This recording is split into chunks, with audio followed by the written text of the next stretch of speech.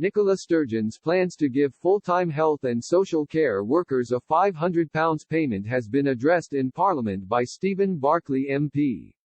Nicola Sturgeon announced NHS staff and social care workers will receive the one-off payment from the Scottish Government as a thank you.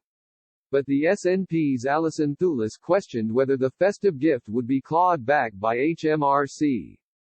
Chief Secretary to the Treasury Stephen Barclay shut down her claims as he explained Scotland receives the income tax on the payments. Speaking in Parliament, Ms Thulis said, yesterday Scotland's First Minister announced her intention to award a £500 thank you payment to Scottish health and social care staff in recognition of all they have done. Powers of tax allowances and exemptions are reserved for the UK government, so will the Chancellor do the right thing and ensure this festive gift of goodwill is not clawed back by HMRC. Mr Barclay replied, as the Honourable Lady should know, the income tax on these payments is actually paid to Scotland, not to Westminster. The Scottish Government has the power and the funding to gross up the payment if it wishes. For the UK Government, we provided over £8.2 billion of extra funding for the Scottish Government this year to support people, businesses and public services. Ms Sturgeon said applause and recognition shown to frontline workers earlier in the pandemic was never enough.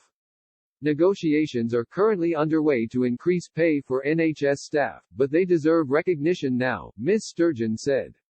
I can announce today that, on behalf of us all, the Scottish Government will give every full-time NHS and adult social care worker number 500 as a one-off thank you payment for their extraordinary service in this toughest of years.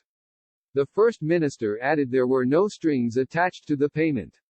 However, the First Minister said the Scottish Government did not have the power to make the payment tax-free, and she called on Boris Johnson to ensure NHS heroes are not taxed on their payment. Ms Sturgeon on Monday ramped up her calls for a new Scottish independence referendum, declining to rule out another vote next year and hinting she might go to court for permission to hold one if London tried to block it. Scots rejected independence in 2014, but Brexit and the British government's handling of the COVID-19 crisis have bolstered support for secession, with most polls showing a majority now favour breaking away from the United Kingdom.